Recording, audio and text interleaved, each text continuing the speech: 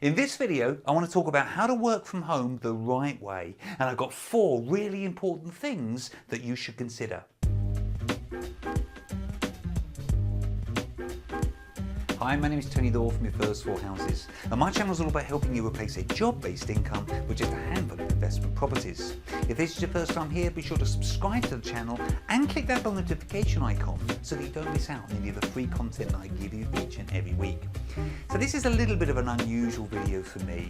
I've been working from home for well over a decade, and in that time I've kind of learned a few tips and tricks that I wanted to share with you today. So the first of these tips is based around creating your working space. You need a dedicated space, somewhere where you are clearly going to go to work. So there's no lounging on the sofa with a laptop next to you. You need to have a separate space. Ideally, you'd have an office or maybe a second bedroom. But if you don't have either of those things, it could simply be that you set up an office on your kitchen table. So you set that up at the start of the day and you take it down at the end of the working day. Having a separate working space that you go to is a clear signal to others that are living around you that you are working from home, that you're not to be disturbed when you're sitting in this space. A whiteboard is a brilliant addition to any office environment, and they can be used in so many different ways. Personally, I couldn't work without having a second monitor, and sometimes I use my iPad for this. Now, if there are other people around you, why not consider buying a pair of noise-cancelling headphones?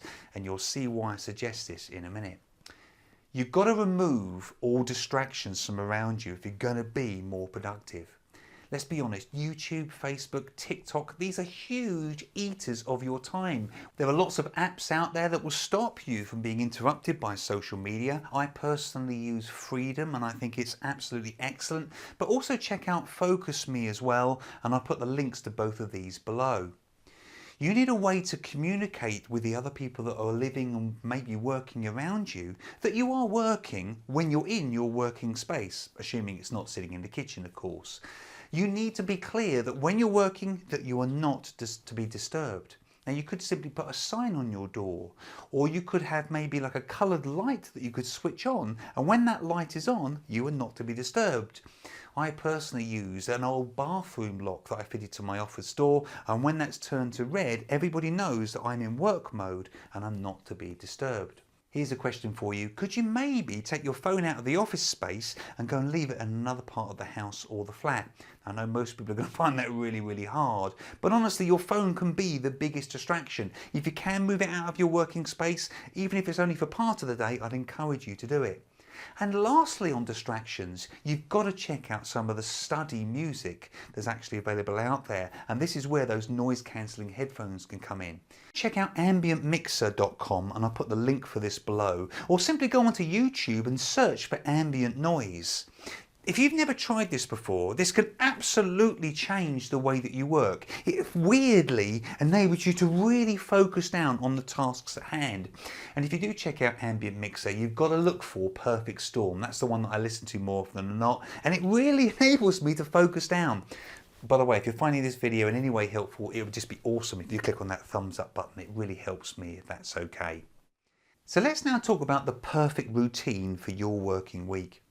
I recognise that if you've never worked from home before, it's going to be really difficult at first. Going into the office, it kind of forces a start and an end time to your working day, doesn't it? And if you've normally got managers that are sort of around you looking over your shoulder at what you're actually working on, well, it can be really difficult if you've got nobody there visibly holding you to account. And some people really thrive on that kind of structure. So let's get up, do some exercise, get dressed. You're not going to be working in your boxers. Have a healthy breakfast and then go to your working space at the start of your normal working day. In a perfect world, I would strongly suggest that you do a big picture plan of your working week on a Sunday evening, ready for the week ahead. Then every evening, before finishing up for the day, decide on 3 key activities that you're going to really focus on for that next day. And this is where having a little mini whiteboard and writing down those 3 key activities can be really powerful. Working in timed increments with breaks is, I think, the only way to work.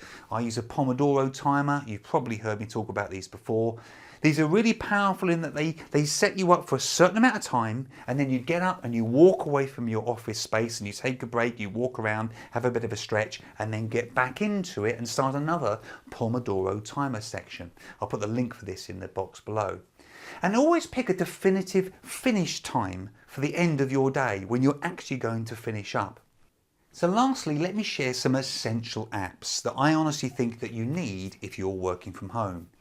The first one you've got to have is Trello, in my opinion. Honestly, I couldn't live without it. Now, I've done videos on Trello in the past, but if you haven't used it before, please go and open up an account. It's completely free, but honestly, it will change the way you work. I use Microsoft OneNote and couldn't live without it, but I know that most people kind of gravitate towards Evernote.